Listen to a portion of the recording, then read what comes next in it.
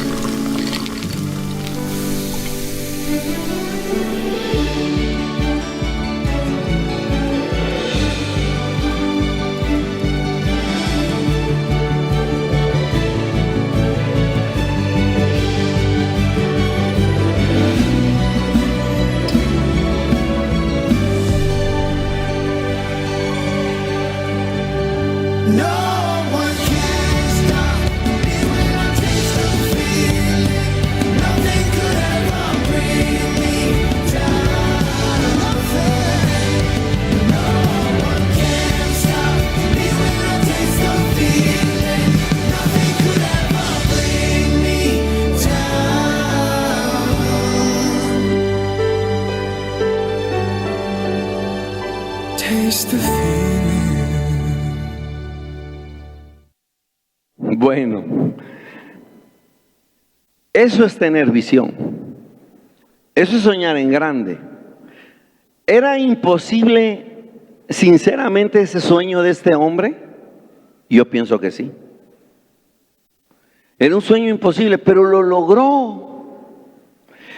En todo el mundo está Coca-Cola. ¿Sabías que Coca-Cola está en más de 200 países? Y que la palabra Coca-Cola es la más pronunciada en todo el mundo.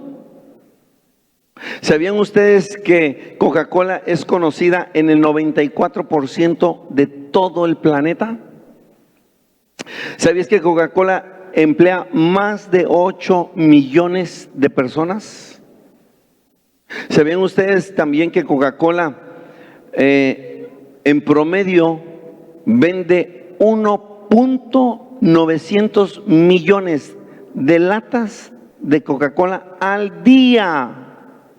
Al día. Ustedes, cuando yo escuché estas cifras, me fui de espaldas. 1.900 millones nada más de latas, sin contar los demás refrescos de PET y de envase de vidrio y otras cosas. Millones de latas al día. ¡Wow! Es increíble cómo ese sueño de ese hombre se hizo realidad, se cumplió. ¿Alguna vez has imaginado todo lo que Dios podía hacer a través de tu vida, a través de ti? Si tan solo crees en el sueño que Dios puso en ti. Porque yo no sé, y me atrevo a decir que no creo, que el sueño que tuvo este hombre de que todos probaran un refresco de Coca-Cola no se lo puso Dios. Sin embargo, ¿cuántos sueños Dios les ha puesto a ustedes y no los han creído? No es broma, y tampoco bromeaba el Señor Jesucristo cuando motivaba a sus discípulos a que soñaran en grande, a que tuvieran una gran visión. Juan capítulo 14 versículo 12 dice: el que cree en mí, las obras que yo hago, él las hará también y aún mayores. Fíjense cómo Dios nos desafía. El que cree en mí, las obras que yo hago, dice ¿qué? ¿Qué dice? Vamos, las haríamos. ¿No dice así o sí o no? Ok, dice eso. Ahora, cuando yo leo y aún mayores, a mí me hace soñar en grande. Porque si el Señor fue y oró por los enfermos y fueron sanados, y dice, tú puedes hacer eso, y aún mayores, me hace soñar en grande y en cosas imposibles. Yo no sé, pero es posible que muchos de ustedes hasta en eso tengan dudas. Entonces, cuando está un enfermo, ustedes llegan y en el camino dicen, ay Señor, ¿será que sane? Y si oro y no sane, y si se me muere, ¿qué va a pasar? Entonces la gente va con esa falta de fe, de creer en las promesas que Dios nos ha dado. Imagínense qué esperanza que crean que pueden resucitar un muerto. Pero dice su palabra que las obras que Jesús hizo las haríamos nosotros. Amén. Y aún mayores. ¿Qué viene a tu mente cuando lees o escuchas aún mayores? Algunos cuando escuchan aún mayores se bloquean ya. Y su mente quedó en un limbo así. Perdieron ya la razón.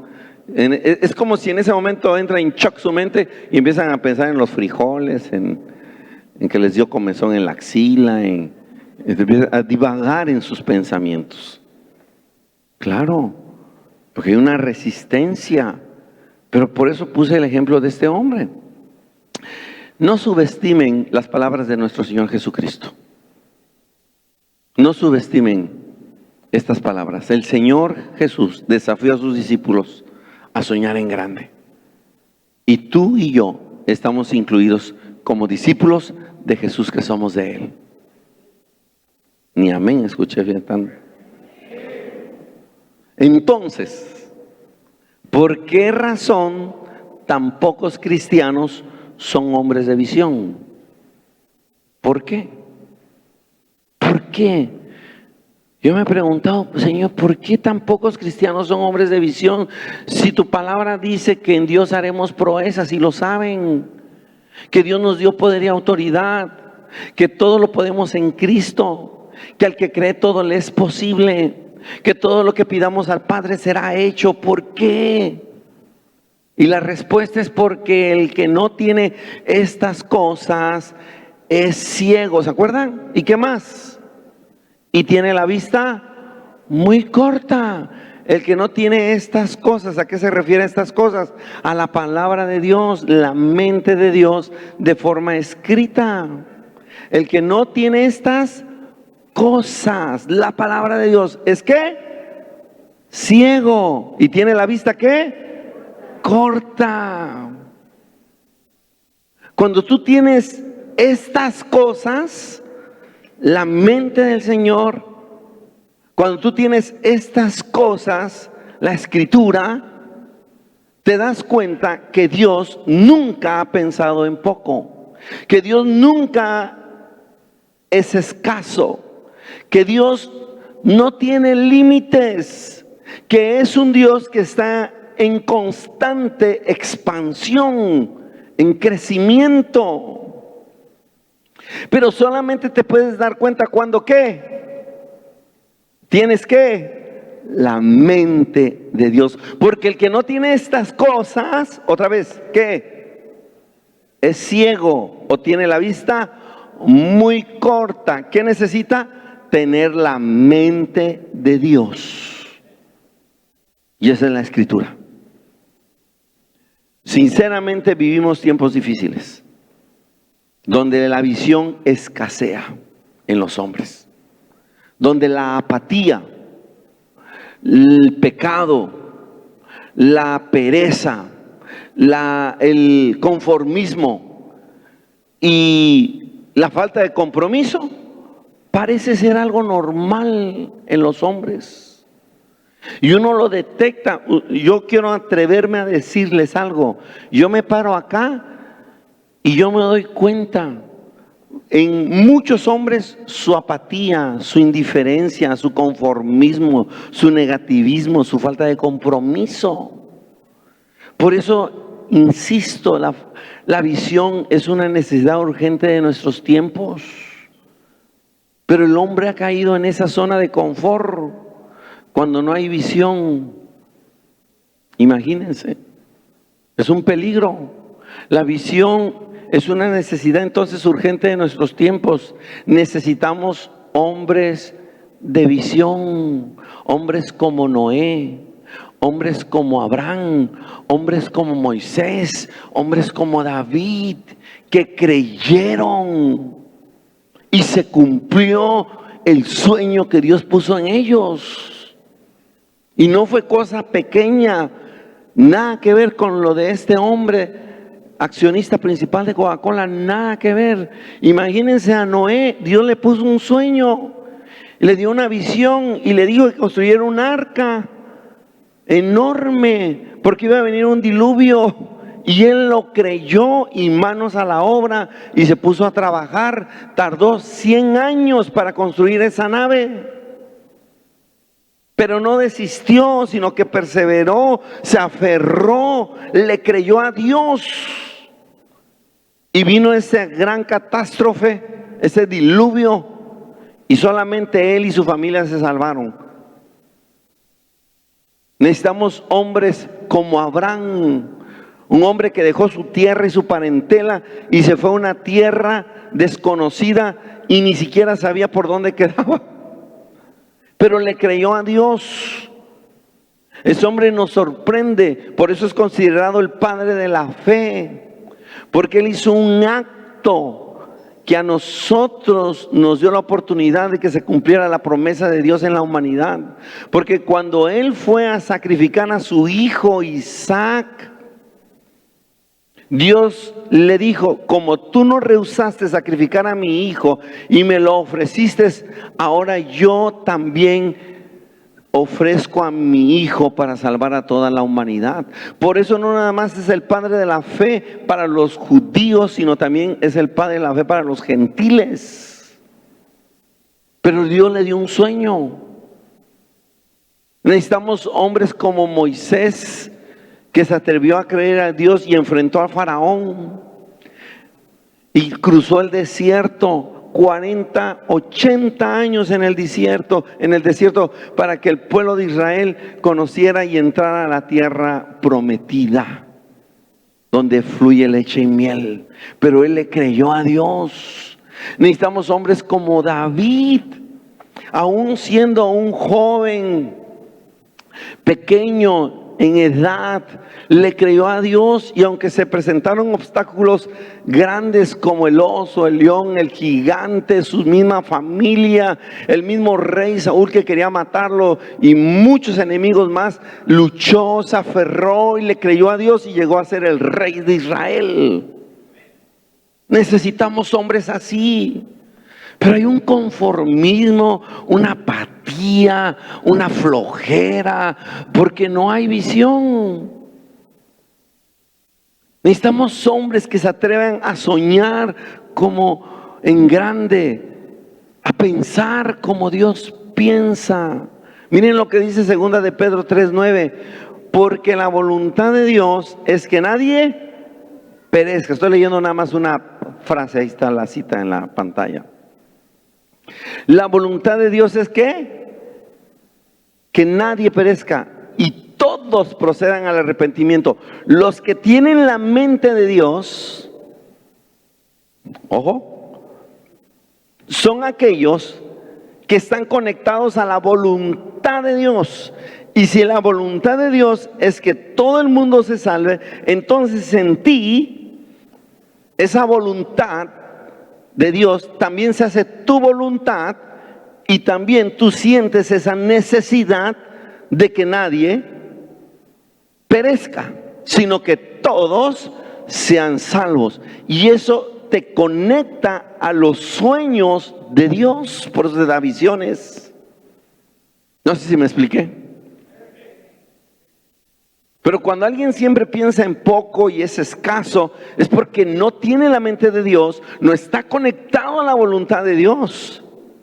Por eso es escaso, es pobre en sus pensamientos, es miserable en sus sueños y lo refleja en su apatía, en su indiferencia, etcétera. Nosotros somos los que limitamos a Dios por nuestra falta de visión. Gente que me dice, ay, es que voy a poner un negocito, pastor, pero no sé si la haga. ¿Quién sabe? Lo más seguro es que no voy a durar. Se predisponen al fracaso. Si es un sueño de Dios, no tendría que hacerse realidad. Si Dios está contigo, ¿no te va a respaldar? Claro que sí. Voy a poner un negocio, es pequeño, pero va a ser grande. Porque es el sueño de Dios. Y tiene que ver con su voluntad. Otros me dicen, nunca voy a ser alguien de influencia. Claro que tenemos que ser de influencia. Todos tenemos que generar influencia. Todo hombre tiene que desarrollar la influencia. Porque todos hemos sido llamados a ser líderes. Aunque a algunos les pese o no lo entiendan. Todos fuimos llamados para ser de influencia. De hecho, el hombre que diga, yo no quiero ser influencia, va a influir en su esposa, va a influir en sus hijos, va a influir en sus nietos, va a influir en sus familiares, va a influir en su círculo cercano, aunque no quiera, para bien o para mal. Pero no me diga que usted no va a ser de influencia. Lo que pasa cuando usted me dice eso es que usted es una mala influencia. Eso es otra cosa. Pero no es una buena influencia.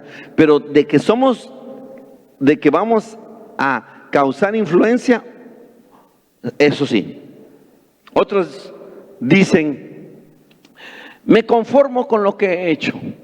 Pero ¿por qué te vas a conformar si el Señor está en constante expansión?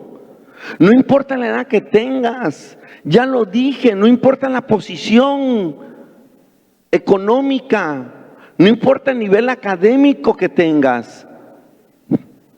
Dios está en constante expansión, en constante crecimiento. No te conformes con lo que has hecho. Hay mucho que hacer, hay mucho que lograr, hay mucho que conquistar. Y como lo dije en estas semanas, si no te moriste con el COVID, es porque Dios tiene algo grande para ti. Y si no lo entiendes,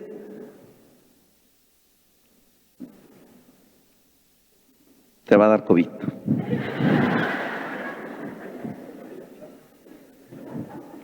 Otros me dicen por ahí, no es necesario que yo sea conocido. Yo me muevo en las sombras, como si fuera delincuente, ¿no? Yo atrás, pastor, no me gusta que me vean, ¿no? Yo no quiero ser famoso. ¿Saben qué es famoso? Famoso es reconocer las cualidades, los actos de una persona. Por mucha gente que lo ve, lo conoce, ¿no? Que se hable de esa persona. ¿Y saben qué es eso? En otras palabras, testimonio. Es testimonio. Porque al final el Señor nos mandó a dar testimonio de lo que Él ha hecho en nuestras vidas. Entonces la gente va a terminar hablando o reconociendo lo que hago, lo que soy, mis logros por mucha gente, porque ese es el testimonio. En otras palabras, es la fama. Y la Biblia no rechaza la fama, sino que la aprueba. Por eso dice la Escritura, de renombre. Ese de renombre es porque era una persona que muy conocida, muy famoso. De renombre. ¿Se acuerdan de, por ejemplo, los valientes de David? ¿No dice la Biblia que eran hombres de renombre? O sea, eran famosos. ¿Por qué eran famosos? Porque sí, porque salían en la tele. No, no había tele. ¿Por qué eran famosos? Porque eran de renombre. Por sus hazañas, porque contaban las hazañas que habían hecho y cómo Dios estaba con ellos y se hicieron hombres de renombre. Usted no tenga problema con la fama. Ojalá hubiera un montón de famosos aquí. Muchos piensan que Dios no los quiere bendecir, que Dios no los quiere hacer famosos. ¿Saben ustedes cuántas personas vendrían a los pies de Jesús si usted fuera famoso o fuera una persona de renombre? Cuando usted lo entrevisten en la tele y usted manifieste que es cristiano. ¿Sabe cuánta gente vendría a los pies de Cristo cuando usted se hace famoso y usted revela que usted tiene temor de Dios? Muchos. Seguro que sí. ¿Saben ustedes cuánta gente ustedes tuvieran influencia si fueran gerentes, dueños de una empresa o políticos de los buenos? Bueno, es que al final la fama no tiene que ver con lo bueno y lo malo. Hay gente que se ha hecho famosa haciendo lo malo, como ahora todos los políticos, ¿verdad? De las administraciones pasadas, ¿verdad? Son famosos por corruptos. Esa es una mala fama. Pero uno debe entender que uno genera influencia. Porque si tú eres el patrón de un negocio y ellos ven que tú eres un hombre que tiene temor de Dios, que Él te bendice, pues te vuelves un ejemplo para ellos. Y si en un momento determinado tú dentro de tu horario de trabajo que les das quieres orar, ellos no te van a decir que no, porque es tu horario de trabajo y les estás pagando. Pero si tú eres el que hace el aseo o un empleado cualquiera, pues dejas mucho que desear para generar influencia sobre los demás trabajadores, incluso que están en una posición de honra más que tú. Y cuando tú les digas al gerente, al chofer, a la secretaria, al almacenista, venga, vamos a orar, te van a mandar, pero por un tubo. Entonces, ¿cuánta gente podríamos alcanzar si tú fueras una persona reconocida, de renombre? Al final, no le tenga miedo a la fama. Yo siempre he dicho, la fama es mía, si algún día la llevo a tener, pero la gloria es de Dios. Ahora, no buscamos la fama. No, la fama viene por el testimonio, las hazañas, ¿no? Tus logros, tus actos, y eso es un reconocimiento de todos. Ahora yo les pregunto entonces, ¿quién glorifica a Dios? ¿El que lleva fruto? ¿El que lleva más fruto? ¿O el que lleva mucho fruto? ¿Quién? El que lleva mucho fruto, porque dice, y en esto es glorificado mi Padre, en que llevéis mucho fruto. En eso es glorificado mi Padre. Por eso la gloria es para Él siempre.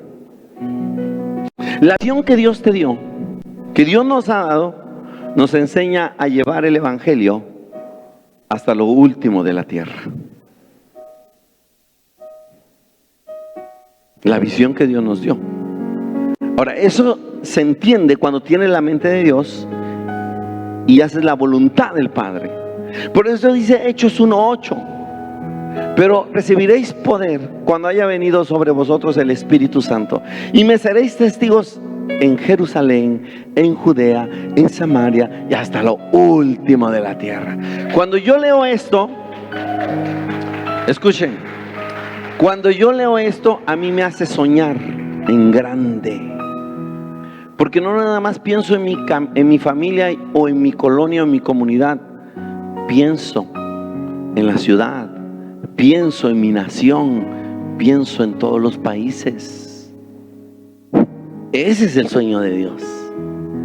Por eso la visión que Dios nos dio es que grande, grande, grande. Pero el que no tiene estas cosas es ciego y tiene la vista muy corta. No tiene visión, no tiene sueños, no tiene alcance. Dijéramos vulgarmente, no ve más allá de su narizota boluda que tiene, o de perico. Yo termino con esto. La iglesia tiene, fíjense si no es cierto, el mejor producto.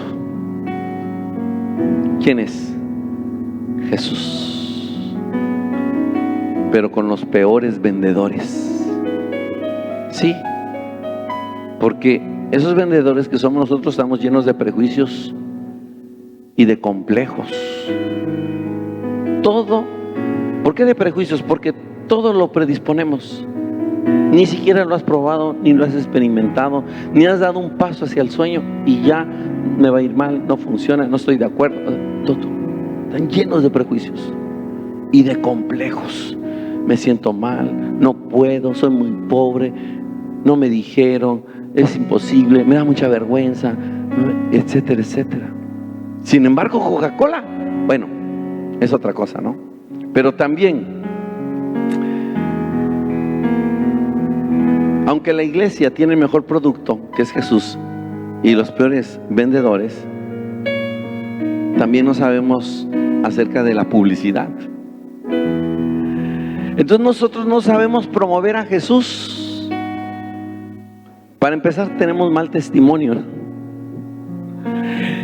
Yo recuerdo un anuncio, no sé, hace 5 años, 4 años, más o menos, donde está toda una familia en una casa, en la mesa, a la hora de la cena, creo, la comida, y todos están comiendo y sonriendo y están alegres, y llega alguien y pone 2 refrescos de Coca-Cola en la mesa y todos, ay, ven la imagen que nos venden. Nos venden una imagen de alegría, de paz, de armonía. Esa parece hasta una familia cristiana. Pero uno llega a la casa de los hermanos cristianos, a su mesa, a su casa. Es un desastre. Se pelean como perros y gatos, no están alegres, no tienen paz. Bueno, es un caos. Es el mal testimonio que nosotros damos. Es increíble que teniendo el mejor producto, que es Jesús, la solución para la humanidad, no la sepamos vender, no la sepamos ofrecer. Vender es un decir, obviamente que no se vende el evangelio, se entiende. Estoy haciendo una analogía nada más, pero no se sabe ni ofrecer, no se sabe, cuando digo no se sabe ni vender, es porque cuando llegan a presentar a Jesús, ni siquiera en eso sabemos presentar a Jesús. Queremos obligar a la gente que reciba a Jesús, sino al infierno, ¿verdad? No tenemos sabiduría, tacto y lo más importante, nuestro testimonio, para que la gente pueda probar lo que tú tienes, tenga lo que tú tienes, desee lo que tú tienes. Ese es el problema. Sin embargo, Coca-Cola tiene el peor producto. ¿No es cierto? Porque mucho en excesos, hasta diabetes tiene. Pero con los mejores vendedores y la mejor publicidad. Porque hacen en cada publicidad, o provocan en cada publicidad, que tú lo desees tener y que lo hagas parte de tu vida. ¿Y saben qué me gusta de esta empresa, de su publicidad? Que siempre incluyen a jóvenes, que siempre están innovando. No quería pasarlo, pero pasen el otro video para que lo vean. Si puedes ahí, Anthony, véanlo.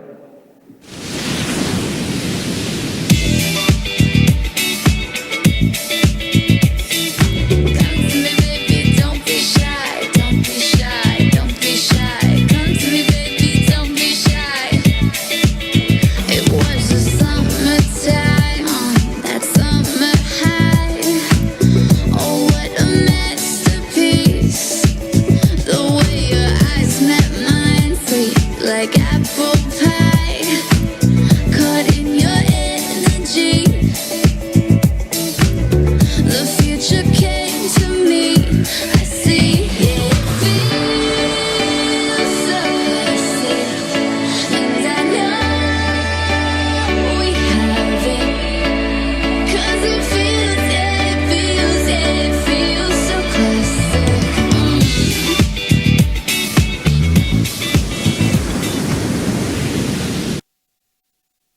Bueno, en cada generación Coca-Cola no decrece, Coca-Cola crece. ¿Saben por qué?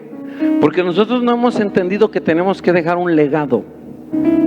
La visión nos enseña a dejar un legado a la próxima generación. Nuestros hijos, los jóvenes, es importante. Todo ser humano tiene una obligación, dejar un legado. Uno no puede pasar a la historia sin pena ni gloria. Estamos aquí para dejar una huella profunda. Y sin embargo nosotros no entendemos eso. Y esa apatía, indiferencia de los hombres, pues hace que no dejemos un legado. ¿Qué va a pasar cuando usted muera? ¿Será una inspiración? ¿O de plano dirán, ni recordarlo? Seamos hombres de visión. Tenemos que compartir a Jesús para mucha gente que lo reciba, que lo tenga. Y constantemente tenemos que pensar en esas nuevas generaciones. Es necesario. Pero solamente un hombre de visión, que entiende el sueño que Dios puso en él y está en la perfecta voluntad de Dios, le cree. Porque estos hombres de la Biblia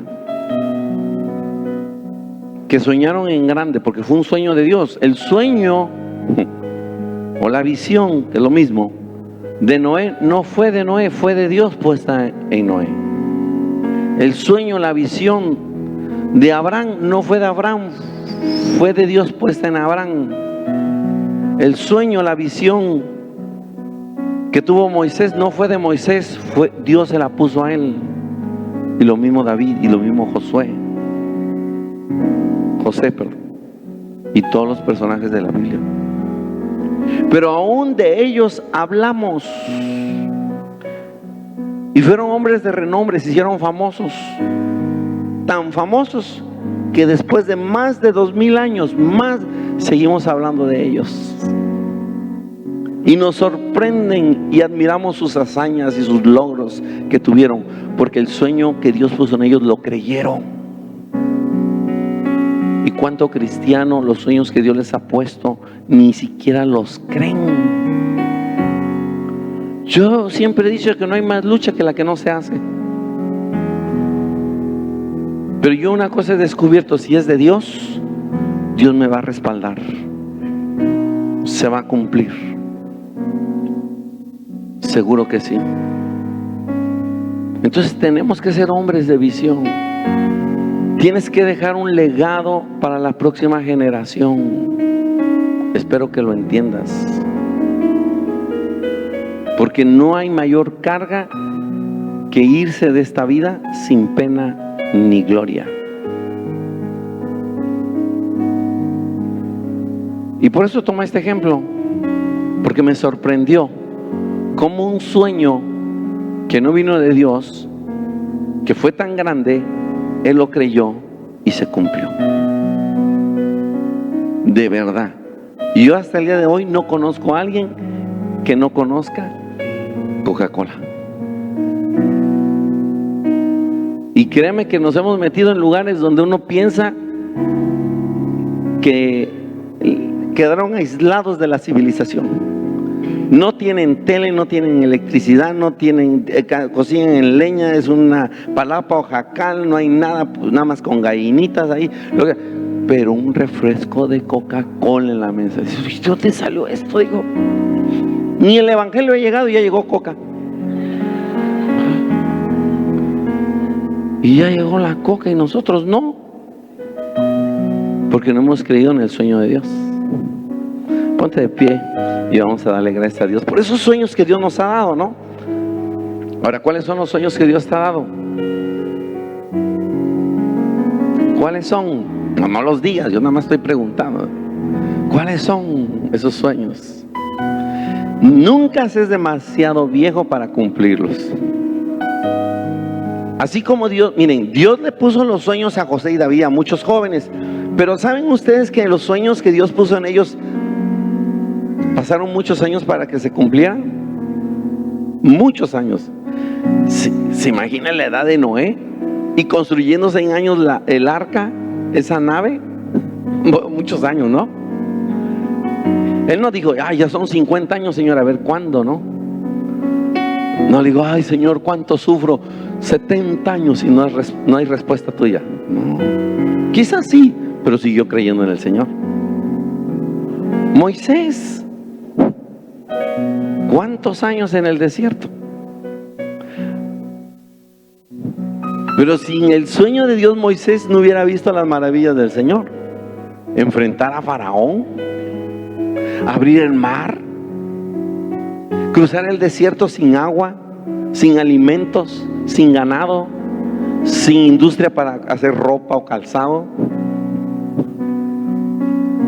Pero ese era el sueño de Dios, era la visión que Dios le había dado a Moisés. ¿Se imaginan a David? Yo quiero que entiendas que el sueño de Dios es grande, es imposible, pero Dios quiere que se cumpla. Y que ese sueño, como es de Dios, puesto en ti, tiene que conectarse, y para conectarlo tenemos que estar en la perfecta voluntad de Dios. Y yo sé que se va a cumplir. ¿Cuál es tu sueño? Si tienes un sueño ahí, vamos a decirle, Señor, tú has puesto sueños en mí. Yo los creo, Señor. He sido negligente. Me he dejado dominar por mis emociones, mis complejos, mis prejuicios. He sido una persona que no he tenido el carácter para mantenerme firme en ese sueño, pero hoy yo, Señor, te pido que me perdones y que ese sueño que tú pusiste en mí, aunque hayan pasado 10, 20, 30, 40 años, Señor, y si me tienes con vida es porque se va a hacer, se va a cumplir, Señor, y yo lo creo. Te pido que me renueve mis fuerzas, que redimas el tiempo y que me ayudes, Señor, porque quiero hacer tu perfecta voluntad, para que ese sueño tuyo se pueda cumplir y yo sea testigo y testimonio a mi Jerusalén, a mi Judea, a mi Samaria y a todas las naciones. En el nombre de Jesús, amén y amén.